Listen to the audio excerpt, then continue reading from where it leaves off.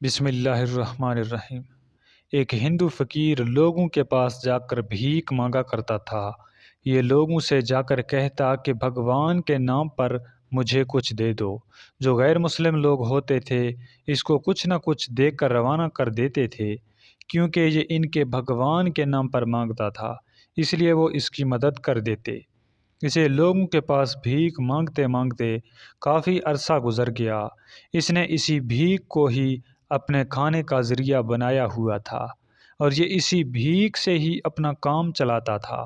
ایک دن یہ بھیک مانگتا ہوا ایک ایسی جگہ پر آ پہنچا جہاں پر ایک مسلمان بزرگ بیٹھے عبادت میں مصروف تھے۔ یہ بزرگ کے پاس آ کر کہنے لگا کہ جناب، مجھے بھگوان کے نام پر کچھ دے دیں۔ بزرگ اپنی عبادت کے اندر مصروف تھے۔ انہوں نے آنکھ کھولی تو اس فقیر کی طرف دیکھا اور اس سے کہنے لگے کہ میرے پاس تمہیں دینے کو کچھ نہیں ہے، اس لیے تم یہاں سے جا سکتے ہو۔ فقیر کہنے لگا کہ واہ بابا جی، آپ یہ کیسے کہہ سکتے ہیں کہ آپ کے پاس مجھے دینے کو کچھ بھی نہیں ہے؟ آپ کے سامنے ہی یہ پانی کا گلاس رکھا ہوا ہے، آپ مجھے یہ دے دیجئے، میں یہ لے کر چلا جاؤں گا، یہ چند پیسوں میں کوئی مجھ سے خرید لے گا۔ بزرگ نے جواب دیا کہ تمہاری بات بالکل ٹھیک ہے، میں تمہیں یہ گلاس دے دیتا ہوں۔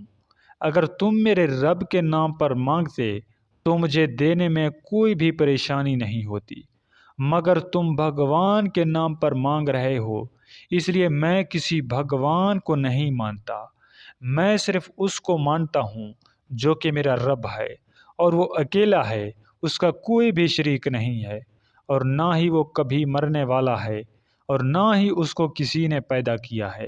ہمارا رب وہ ہے جس نے زمین و آسمان کو بنایا ہے، ہمارا رب وہ ہے جس نے جنت بنائی ہے، ہمارا رب وہ ہے جس نے جہنم بنائی ہے، ہمارا رب وہ ہے جو قیامت کو برپا کرے گا، ہمارا رب وہ ہے جو مردوں کو دوبارہ زندہ کرے گا، ہمارا رب وہ ہے جو ہم پر رحم فرمائیں گے، ہمارا رب وہ ہے جو پوری دنیا جہاں کو مسمار کر دے گا اور ایسے مسل کے رکھ دے گا کہ کوئی بھی باقی نہیں بچے گا، ہمارا رب وہ ہے جو قیامت والے دن حساب و کتاب لے گا اور وہ دن گناہ گاروں پر بھاری پڑنے والا ہے۔ میں کسی بھگوان کو نہیں مانتا، میں صرف اللہ کو مانتا ہوں۔ اگر تم اللہ کے نام پر مجھ سے کچھ بھی مانگتے تو میں تمہیں دینے کے لیے تیار ہو جاتا، اس لیے بھگوان کے نام پر دینے کے لیے میرے پاس تمہیں دینے کو کچھ بھی نہیں ہے، لہٰذا تم یہاں سے جا سکتے ہو۔ فقیر نے جب بزرگ کی یہ باتیں سنی تو اسے کافی حیرانگی ہوئی کہ مجھے پہلے پتہ ہوتا تو میں اس کے پاس اللہ کے نام پر جا کر کچھ مانگ لیتا، پر میں تو ہندو ہوں، اس لیے اب میں اس بزرگ سے جا کر کیسے کہتا کہ اللہ کے نام پر دے دو، لہٰذا یہ اپنی جگہ سے اٹھا اور واپس چلا آیا۔ پر اس کے دل میں حسرت باقی رہ گئی کہ ایک دن دوبارہ اس بزرگ کے پاس جا کر پھر نئے طریقے سے کچھ مانگوں گا۔ خیر، کچھ دن گزرنے کے بعد یہ دوبارہ بزرگ کے پاس چلا آیا۔ بزرگ اپنی عبادت کے اندر مصروف تھے۔ یہ بزرگ کے پاس آ کر کہنے لگا کہ مجھے اللہ کے نام پر کچھ دے دیجئے۔ بزرگ نے جیسے ہی اس فقیر کی یہ بات سنی تو اس سے کہنے لگے کہ تمہیں کیا چاہیے؟ فقیر کہنے لگا کہ میں امیر ہونا چاہتا ہوں، میں اس فقیری سے کافی تنگ آ چکا ہوں، لوگوں کے پاس جا کر بھیک مانگتا ہوں پر ہر بندہ مجھے دھتکار دیتا ہے، آپ مجھے کوئی ایسا طریقہ بتائیں جس سے میں امیر بن جاؤں۔ بزرگ نے فقیر سے کہا کہ تم 7 دن میرے پاس گزار لو، 7 دن گزارنے کے بعد تمہیں سب کچھ مل جائے گا۔ یہ فقیر ہندو تھا پر پھر بھی یہ بزرگ کے پاس رہنے لگا۔ اب روزانہ کی بنیاد پر تو بزرگ رات کو عبادت کے لیے اٹھتا اور ساری رات عبادت کے اندر مشغول رہتا تھا۔ جب بھی فقیر بزرگ کو دیکھتا تو حیران رہ جاتا اور سوچنے لگ جاتا کہ یہ کیسا نیک بندہ ہے جو ساری رات عبادت کے اندر مصروف رہتا ہے۔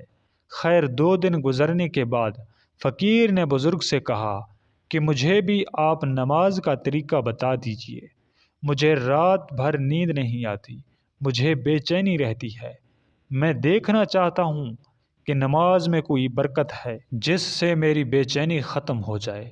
بزرگ نے اسے نماز کا طریقہ بتا دیا اور یہ نماز پڑھنے لگا۔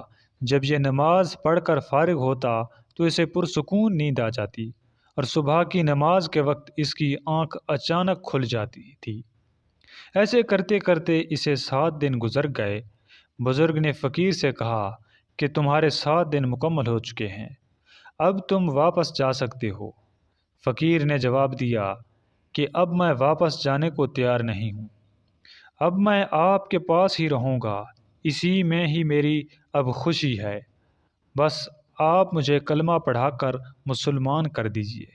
بزرگ نے فقیر کو کلمہ پڑھا کر مسلمان کر دیا اور اس طرح یہ ہندو فقیر مسلمان ہو گیا۔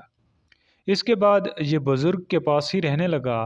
بزرگ نے فقیر سے پوچھا کہ کیا تمہیں اب پیسوں کی ضرورت نہیں ہے، کیونکہ تم نے مجھ سے کہا تھا کہ تم مالا مال ہونا چاہتے ہو۔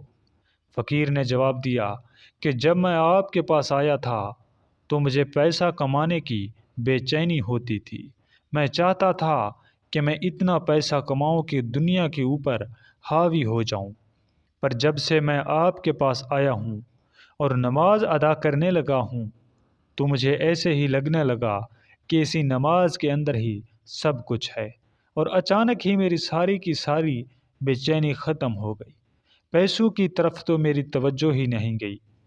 اب آپ نے مجھے کلمہ پڑھا کر مسلمان کر دیا ہے، اب تو دنیا سے میرا بھروسہ اٹھ گیا ہے اور اب میں مالک کی حقیقی کی عبادت کرتا ہوں اور اسی سے ہی مانگوں گا، پر مجھے دنیاوی چیزوں سے کچھ نہیں چاہیے، بس میری آخرت سنور جائے، یہی کافی ہے۔